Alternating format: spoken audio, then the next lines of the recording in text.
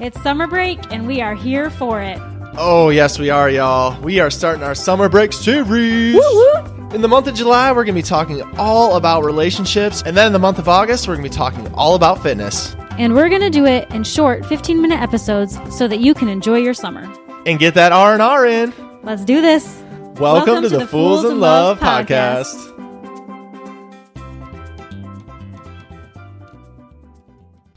Hey, what's up, y'all?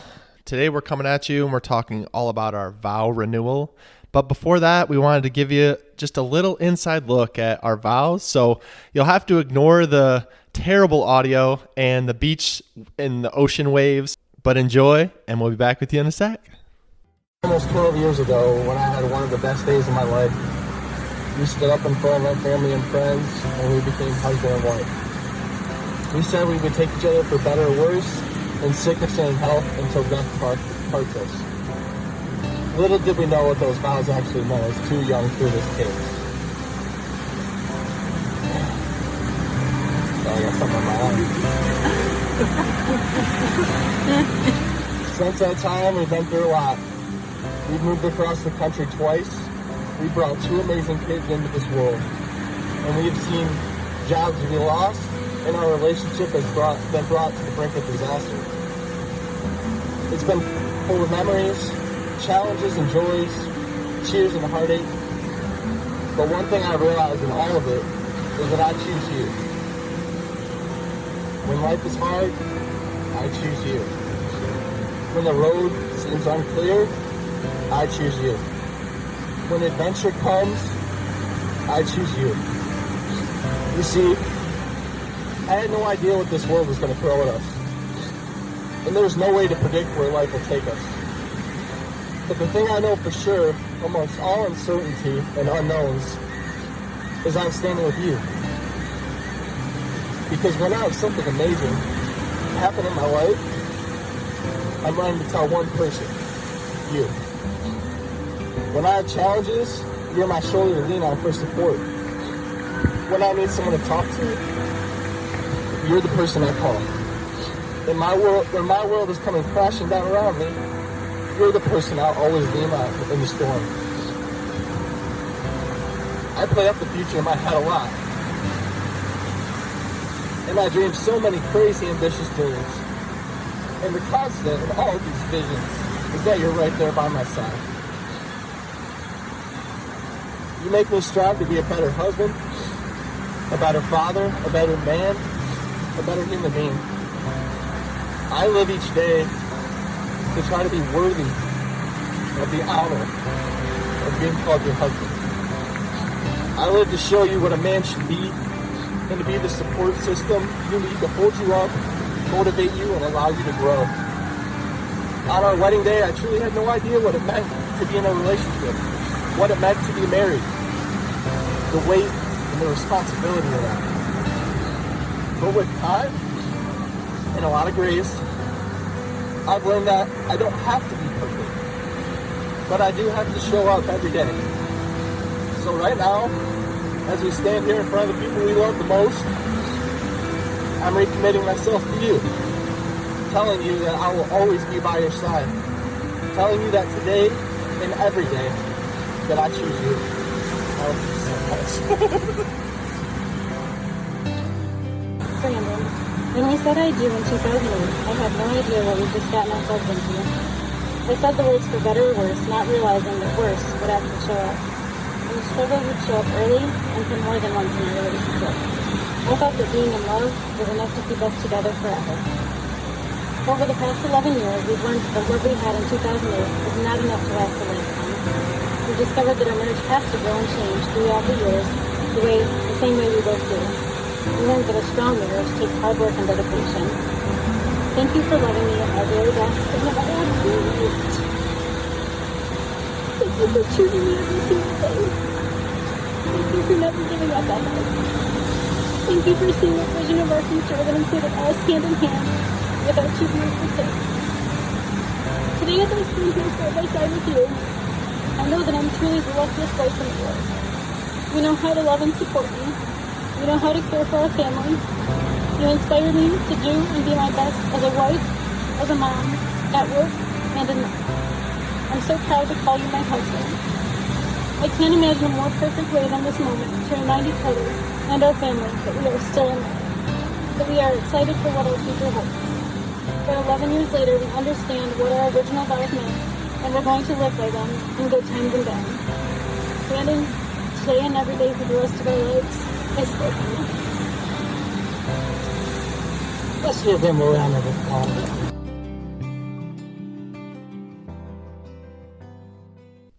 Wow. Is it weird that I've both written them and listened to them, and even right now I still feel pretty emotional about hearing them again? I mean, I'm literally crying again just listening back to it. I was trying to really hold strong so that I could actually do this podcast. Just wow. I hope you all appreciate us just giving you that kind of inside look at our relationship, and we've really kind of prided ourselves at being just transparent with y'all, bringing you along on the journey, and just being honest with the fact that it was tough. Like, there's still times where it's tough. We still don't have it all figured out. We would never, ever want any of y'all to think we do. But just what an amazing time. What an amazing moment. What an amazing day. What an amazing symbol of kind of how far our relationship has come and just how much we've grown into a couple together. Right. I feel like we both said it in our vows, but when we both said I do in 2008, it was just this naive, blind, like, yep, everything's going to be fine because we're getting married. And very quickly we realized that is not how life works. And it sounds dumb now, but I mean, truly at 23 years old, I just thought that was it. Like, marriage was the kind of the end all be all of it, and everything would be okay after that. And that's just not how it played out in the real world. No. And some of y'all might be out there thinking that it's supposed to be that way. You know, we can get stuck on looking at movies, looking at TV, looking at other people on social media and think it's all perfect. They have it figured out. Like, maybe some of y'all are looking at us and thinking we have it all figured out and we're like the picture for you of what a marriage should be. And I'm here to tell you, like, it's not perfect. Okay, it's not. And that thing that you're reaching out for, it doesn't exist without work. Okay, so can you back up a second and kind of tell everybody about when you proposed to me? Yeah, so just to take it back a little bit, and some of y'all know our story, so I won't re-say all of it, but back in 2008, we got married, and then we just had a lot of struggles, like early and often. Like, we moved multiple times, we had struggled jobs, everything else. So leading into 2012, we literally got to the place where our relationship was almost done. And so from that point, we really have put in the work, and you can listen to past episodes to find out more about that. But we really put in a lot of work as far as becoming a couple, like realizing what it really actually meant to be in an adult relationship. And I feel like so many of us don't really understand what it means and like the power of that, of being in an adult relationship, because you really have to look beyond yourself. And so we did a lot of internal work just on ourselves individually, and we did a lot of work together as a couple. And to be honest, we still do that work today. Many of the strategies we learned, we implement in our relationship to this day. So we had done a really kind of amazing job of getting our relationship in a place where we felt really confident with it. And we had talked a lot about, since we had that trouble in our relationship, we had talked a lot about getting to the place where we were going to like recommit to each other, and getting to the place of not necessarily even renewing our vows, because I don't know that we really thought at that point that we were going to like renew our vows, but we just got to the place where it felt like that was probably where we wanted to go. And for me, it was something where, just to be transparent, from like doing this podcast and like talking about these issues, it brought up issues like in my heart of like just that past time. And it brought up a lot of inner voices, and it brought up a lot of insecurity, and it brought forth a lot of things that I actually had to go back and deal with, because I had kind of buried them deep down and not dealt with them. And so that process culminated in me feeling like this love and admiration toward Meg, and getting beyond like these past struggles we had and really being kind of reborn in this relationship. And the culmination of all of that was me going to the jewelry store and buying a new ring and going to the beach. And at that point, we were at Rise Business Conference in Charleston, and I took Meg over to the beach. She was completely clueless as to what I was doing, and I got down on one knee and I re-proposed.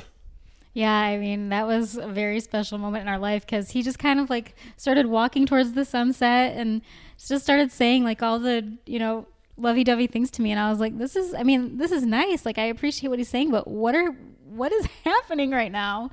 And it wasn't until he dropped onto his knee that I was like, oh, shoot, I get what's happening right now. So at that point, we were just ready. We were just like, okay, we've worked through it. It resurfaced this year, which was 2019. Resurfaced this year. We've gone through it. We've finally sorted out all the past. I mean, as best you can, obviously. And we're ready to recommit. And so that's when we decided, like, hey, let's actually do a vow renewal. Like, let's do the whole shebang, and let's do it at the beach, the place we love. Our first wedding was in the middle of a blizzard in Michigan in December. So let's do this in July on the beach. Right. So many people ask, like, why then? Why would we do the vow renewal? And we've kind of touched on it briefly, but really we believe that in a marriage, sure, you can have that moment when you get married and you stand in front of your family and friends and you say your I do's, but you really don't know what it means to be married at that point. And so me and Megan were 17 and 18 when we first started dating. And when we were married, I think we were 23 and 24. Yep. And so we've changed completely from that time. And so to me, it was really just showing, and I think all of you should do this, whether you renew your vows or not. You should be recommitting to your partner early and often. And it should be a constant thing where you're showing up and being there for your partner. So for us, we did that in the form of public fashion in this vow renewal. But like, even if you're not willing to do that, you should still be taking the time to recommit, because the fact is, you're different people. I'm sure you're not different people from the time when you got married to now. And I'm sure you've had a lot of different things that have come up. And so, really just recommitting to each other is such an important thing for you as a couple. And that's one of the main reasons we wanted to come together and do this. Honestly, I feel like this vow renewal was probably more impactful and meaningful than even our wedding was, which I know sounds crazy. I get when I'm saying it. I know that you guys are like, what are you talking about? But when I was originally getting married, I mean, I just didn't know what I know now. And so to redo it, knowing that all the crap is still going to happen, and we've got, gosh, I mean, how much longer do we have to be married? 50 years? Like, there's so much ahead of us that is just unknown. And to recommit at the point that I know that there will be crap, even though I don't know exactly what that will look like, is just more meaningful. And to hear Brandon say that he still chooses me, and to tell him that I still choose him, and I still do, was just, I mean, honestly, it was way more romantic and felt so much more meaningful and impactful to me and today in 2020 than it did in 2008. The whole idea of the re-proposal, even to me, re-proposing to you meant way more. It just did. It just did. Like, getting to the place where it's like you said, Meg, I mean, you hit the nail on the head. Like, we have gone through struggles. We have gone through some terrible stuff. And to at that point say that I choose you is way harder, by the way, than on our wedding day when we're all lovey-dovey in the in-love stage. And I'm using quotes. I know y'all can't see them. But that in-love stage where it's like, oh, we're just gushy-gushy and we just, we love each other.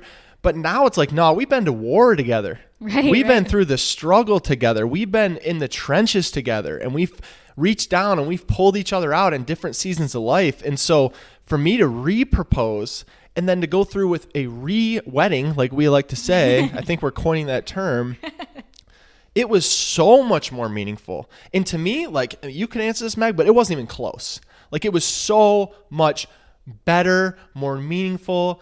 Intimate. I feel so much more intimate. I feel so much more in love with you now than I even knew what love even was back in 2008.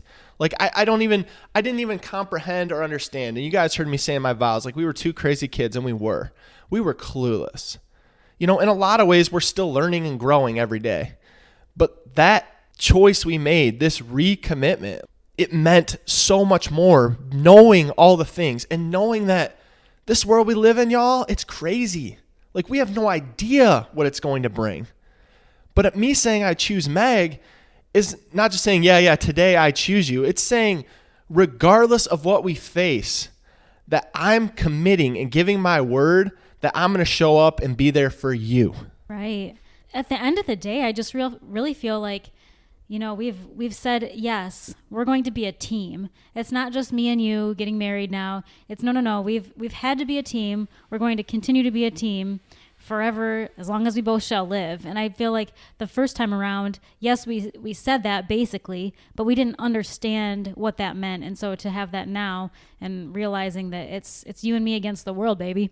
I mean, I just feel so much more in love and so much more connected to you right now, today, as we sit in 2020, than I ever have. And it doesn't mean that we're not struggling. It doesn't mean that COVID doesn't have an effect on, our relationship. It doesn't mean that we're not having the same challenges that you guys are with kids and jobs and life. We're still having all those. But at the end of the day, when I go to bed, I am confident and I know that Brandon loves me and I know that I love him. Yeah, and it's really just that idea that it's like, I got you. Like, I get you're not going to be 100 all the time, and neither am I. Like, you're not going to be like 100% of the person we should be at all times. Like I said, if y'all haven't learned it yet, you will. Like, it comes in seasons, and sometimes it's not 50-50. Sometimes it's 60-40. Sometimes it's even more than that. And you just got to be there and be willing to commit no matter what, and be willing to go through the struggle and be willing to go through the stuff and be there as a support. And I think the issue with relationships in a lot of ways is people aren't willing to put in the work. They're just not willing to put in the work. They think it's this fairy tale ending where you don't have to work. But I'm here to tell you that fairy tale, that dream come true, that relationship, it's only possible if you're willing to put in the hard work and you're willing to go through the struggles together without giving up on each other. Absolutely. And guys, if you come to that point in your marriage, if you come to that point in your relationship where you're just like, yes, I am willing to put in the work, and you have the ability to do a vow renewal, do it. Like, it was, I can't even tell you how much I loved it. And it's not just that we were on the beach. It's not just that it was a cool day. It was so much more than that. Although those things are true, it was a really cool day. I did have a cool dress and a cool ring and a cool hair and cool makeup. But it was so much more than all of that. And at the end of the day, I was just like, oh my gosh, I get to stand here with my very best friend, my partner in life, and my 2 children that we have together, these 2 beautiful creatures that we've created together, and do all this right here, right now. And it was perfect. So if you ever get that opportunity and you've said, hey, let's recommit, like, this is the way to do it. I promise you that. That's real. And again, I mean, we've said it before, I'll say it again. Like, you should be recommitting to each other now. It's just, if you find yourself in a place where your relationship is struggling, I know with all the stuff that's going on in the world right now, it's just heavy. It just feels heavy all the time. But make sure that you're not leaving your partner out. Make sure you're allowing them to have their feelings, and make sure you're being there to support them, and then in turn, allowing them to support you. Don't shut yourself off. As for us, we're happier. We're more in love now than ever. We love this vow renewal. If y'all are struggling, if you have questions about what we dealt with, like I said, we talked about it on earlier episodes, or we're always willing to talk to y'all. So just reach out to us over on Instagram. We'd be happy to talk to you. And until next week, we'll see you. Well, guys, that's it for today.